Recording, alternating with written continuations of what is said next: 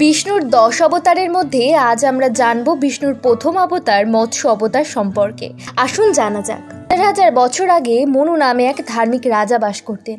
একদিন জলাশয়ে স্নানের সময় মনুর কাছে একটি ছোট্ট মাছ প্রাণভিক্ষা প্রার্থনা করেন এবং বলেন, এখানে থাকলে বড় মাছ তাকে খেয়ে ফেলবে।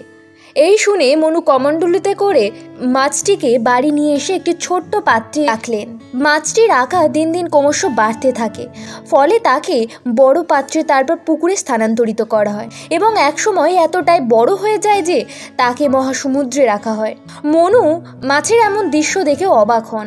তখন মাছটি বলে সে এক অত্যাশ্চর্য মাছ এবং বলতে গেলে স্বয়ং নারায়ণের অবতার, এবং এও বলেন যে 7 দিনের মধ্যে জগতে প্রলয় উঠবে এবং মনুকে সমস্ত জীব জগৎকে রক্ষা করতে হবে।